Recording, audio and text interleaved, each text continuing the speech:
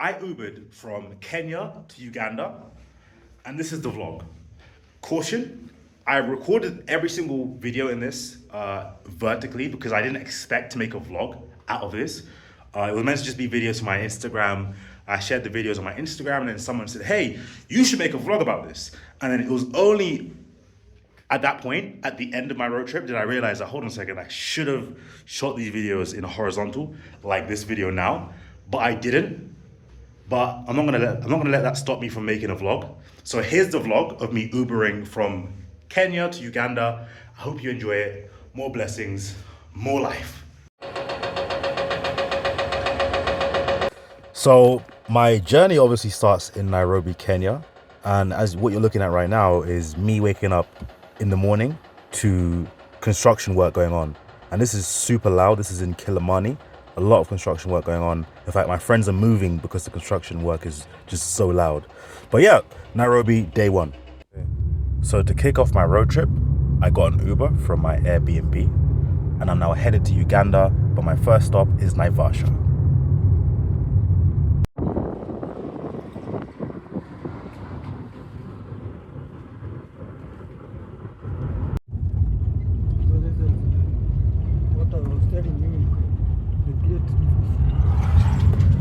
So my first Uber driver was a superstar. He actually was really good at acting like a tour guide. Even though he wasn't a tour guide, he was just an Uber driver.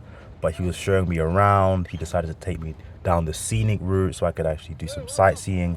And what we're looking at right now is the Great Rift viewpoint. So this is a beautiful kind of scenery that if you go past, you're definitely going to stop and take some photos.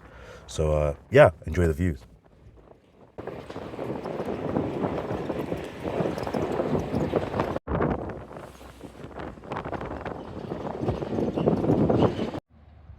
What you're looking at right now is the Great Rift viewpoint. So it's effectively a crack in the Earth's surface that spans over 6,000 kilometers from the Middle East all the way down to South Africa or Southern Africa.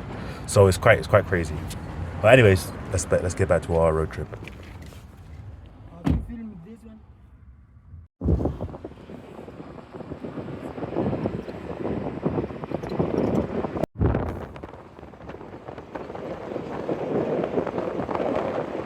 So we've officially arrived in Naivasha. The journey took about 2 hours and cost me around $54 in Kenyan shillings. But we're here, so it's now time to explore. We've now arrived at the Wildlife Research and Training Institute of Naivasha. So there's hippos here, there's giraffes, there's gazelles, there's buffaloes, all kinds of animals. And it's about 300 Kenyan shillings to enter, which is about $2.50. So yeah, it's definitely a good spot to check out. It's cheap, it's small, so you can cover it in less than half an hour. So yeah, check it out.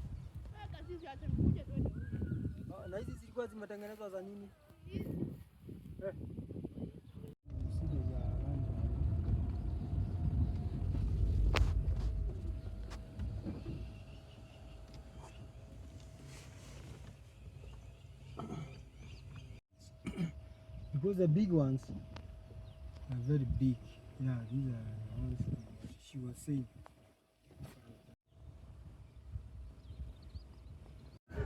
The next stop on the list is Lake Naivasha. So we came here because I wanted to see some hippos, but when I got here, I saw something very interesting.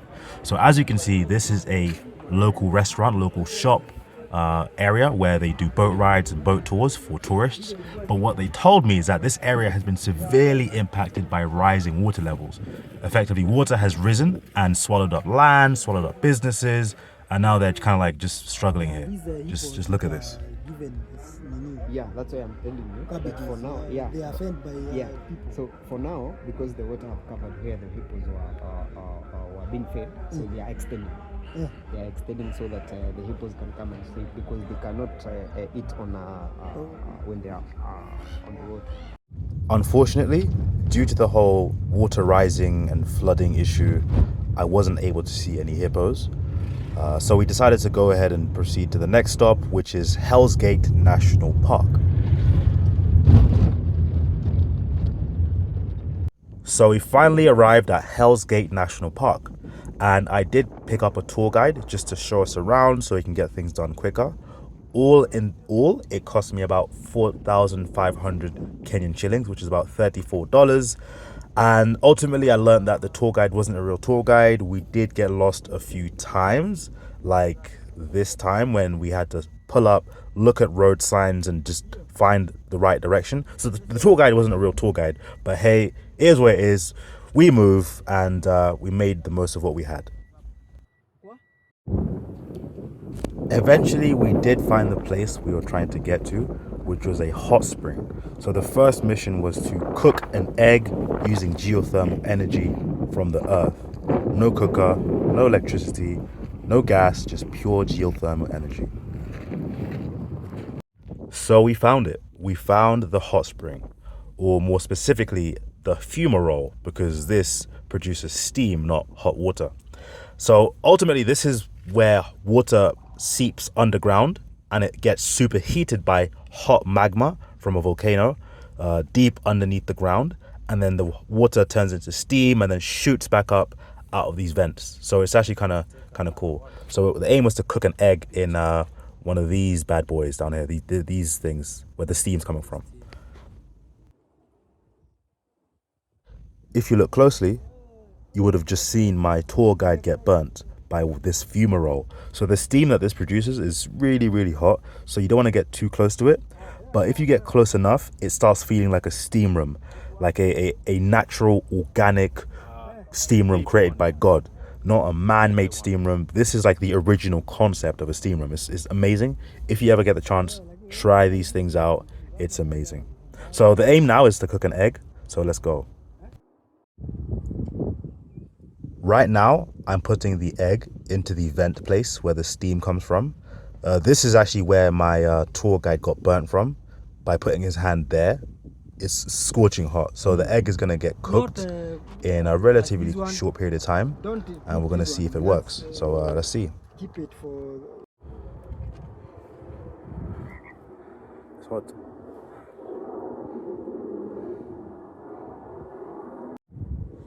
Can you bring it to...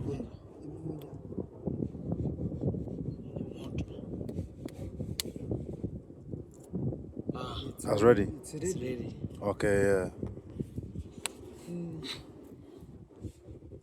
It's hot. Yeah, it's very hot. It's already cooked, but just ready. Yeah, it's very hot.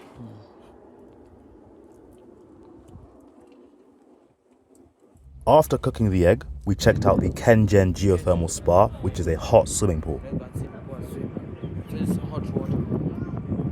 With everything done, we are now back on the road and we are checking out the views. One side note is that in Naivasha, it seems that flower farming is very, very popular. There's so many flower farms here. In front. Yeah. The flower for selling flowers.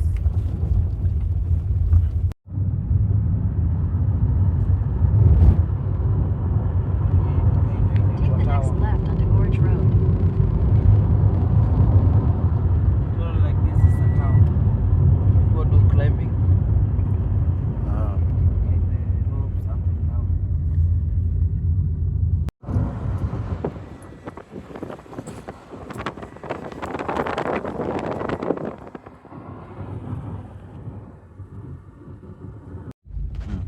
You can see they have many more farm.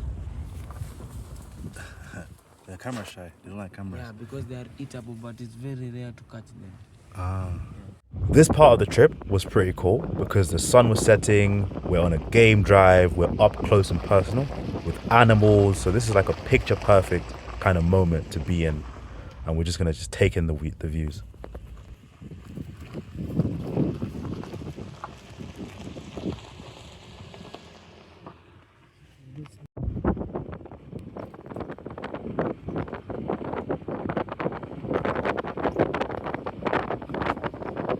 Cool, so we're done with the game drive at Hell's Gate National Park.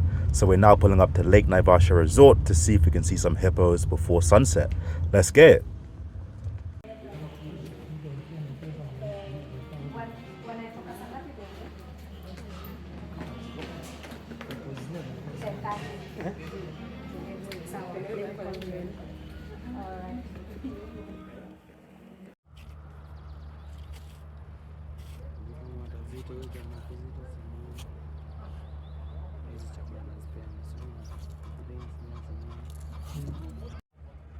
And here we have it, in the nick of time. Just as the sun is setting, a hippo appeared, a baby hippo, and the baby's having some food. I guess it's dinner time, and I was able to catch it on camera. So there we have it. I was able to complete my bucket list item of seeing hippos in Naivasha, and I'm just going to enjoy the views before we head on to Nakuru.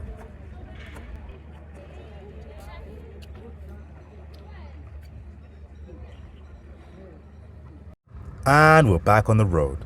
So Naivasha was fun. There's so much to do there. National parks, resorts, wildlife, you name it. It's got everything. But now I'm back on the road for a 1 hour and 30-minute journey from Naivasha to Nakuru. And I'll see you on the other side.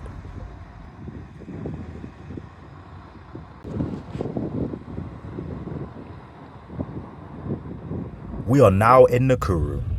Although I don't know where the exact stage is, I have never been to a stage here, but we are going to get,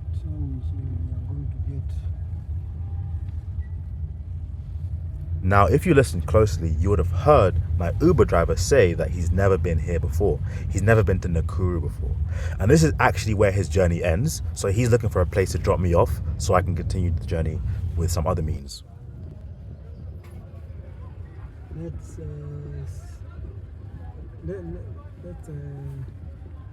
get somewhere. Ngoja kwanza tumalizane. Umesema ni pesa ngapi? So after my Uber driver dropped me off, I was originally going to get another driver to continue the journey with, but I decided last minute that it's a bit late, I'm tired, I might as well just book an Airbnb. So that's where I'm walking right now. So I'm in a dark alleyway with my belongings, walking to my Airbnb. After dropping off my stuff at my Airbnb, I decided to go on a nighttime walk around Nakuru just to see how it looks like, at least at night, and just soak in this new location that I've never been to before.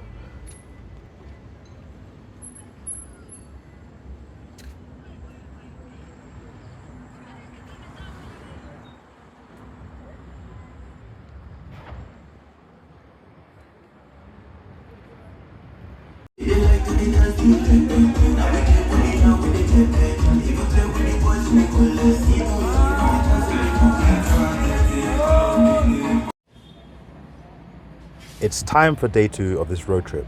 So today I'm in Nakuru after deciding to spend the night, and I'm now going to see what the city has to offer.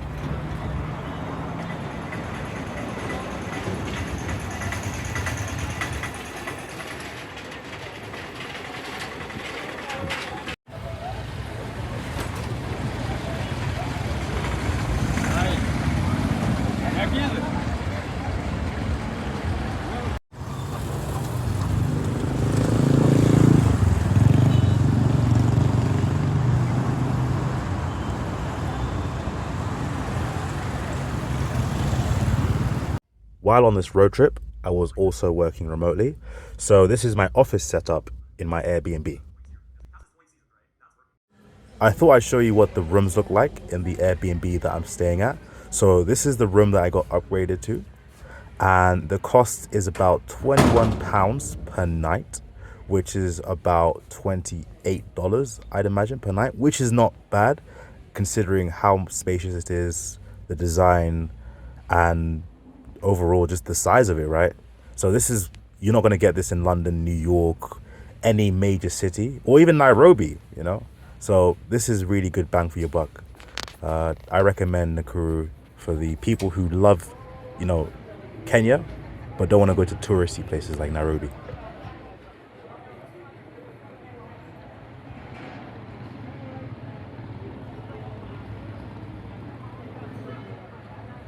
While in Nakuru, I thought it was only right to do a tour of Lake Nakuru National Park. I took my Uber driver and it cost 2,000 Kenyan shillings all in all, which is about $15.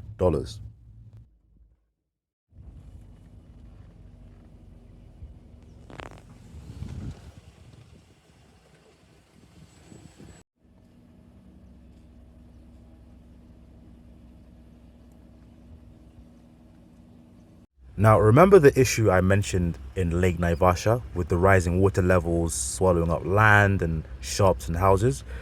Yeah, the same issue is happening in Lake Nakuru, it turns out, where the water levels are rising and it's swallowing up roads. So this national park is at risk of just getting completely submerged in water. And this is like the beginning where we're trying to like drive through this like, this lake thing.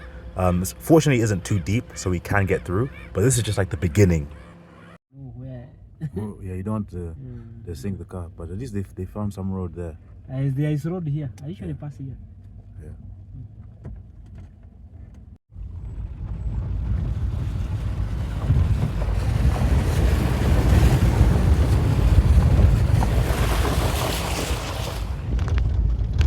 Come maybe 1 month. There will be no road here. You see the water? Really? Wow. And then what will they do? Now I think they will go there and then find another road there. Wow. So the road, there used to be land there. Many people will suffer because they cannot access Yes. the park now. Yeah. So in 1 month, you're saying there will be no more road. There will be no road. You see even now with this one, it's already starting.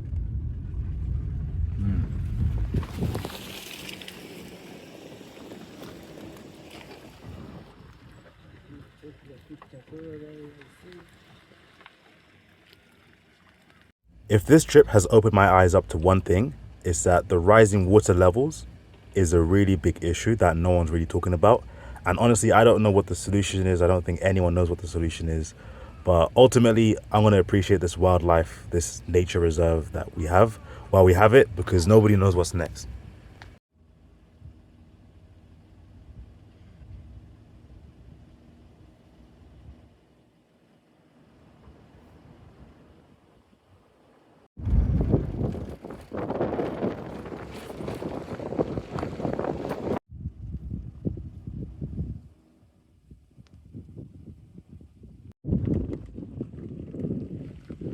Slow here.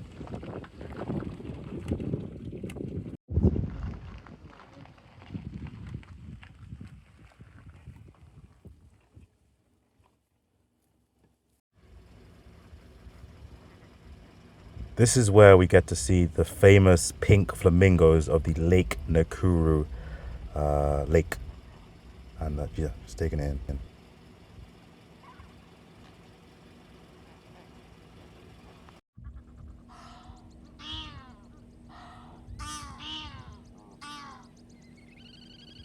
Yeah, and this is pretty much it for the Lake Nakuru National Park. Honestly, there's so much to see, and it's really serene to sit and experience it in person. But I'm going to let you watch a few clips of what I saw, just so you can have a little taste of what East Africa has to offer. So just sit back and enjoy.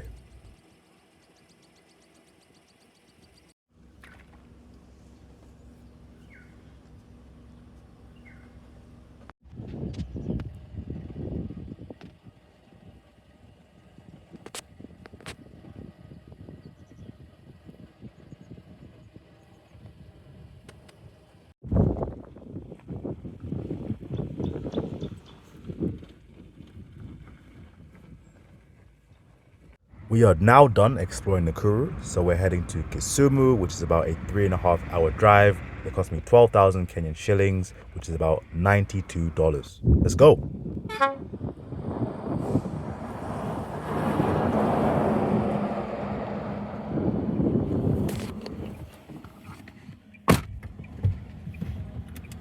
Once again, I am working remotely, so I pulled out my laptop, Wi-Fi ready, battery charged, and I'm going to just knock out some serious work on this drive.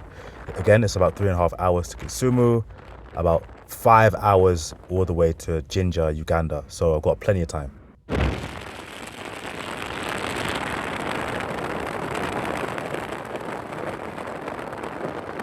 A friend of mine who's an avid traveler, especially of East Africa, told me that I should check out this place called Kericho on my way to Kisumu from Nakuru. So that's the route that I'm taking. And apparently Kericho has a lot of tea farms, and you can really see it in the way that the land has been designed. It just looks very kind of tea-like, if you will.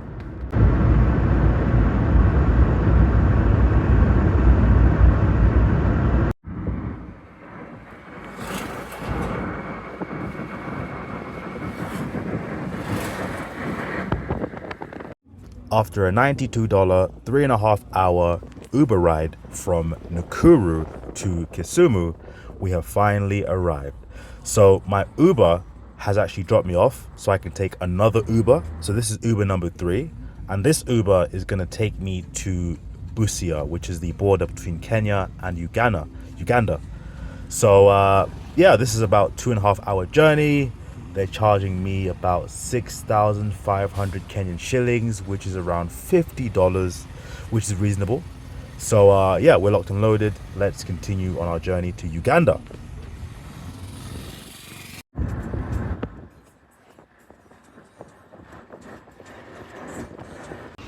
Yeah, this has been a long journey, but we're finally at the border. We're finally at Busia, which is the border between Uganda and Kenya. So you can literally walk from Uganda to Kenya.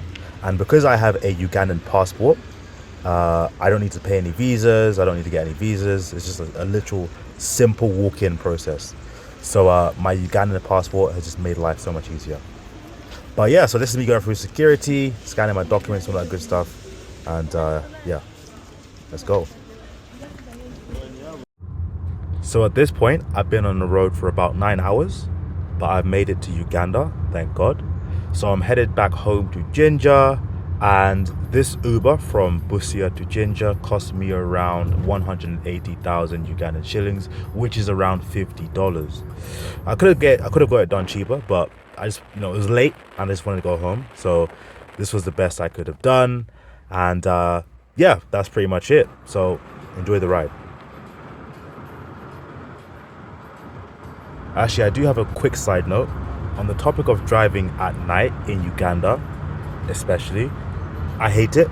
The reason I hate it is because at night it's dark, you can't really see far, there's no street lights, the roads are bad, the drivers are reckless. It's a nightmare, and I try to avoid it where possible, but in moments like these, you kind of just have to find some means of transport to get home quickly and safely, and this is my best option. And just like that, I am now back home. So of course, this was the morning after, when I got back to work at my usual workspace. I had my workout equipment that I surely missed while I was on the road. And ultimately, yeah, I loved it. Great journey. I had about 4 Ubers, cost me about $416 in total, just on Ubers alone. Traveled 576 kilometers. Would I do it again? Absolutely.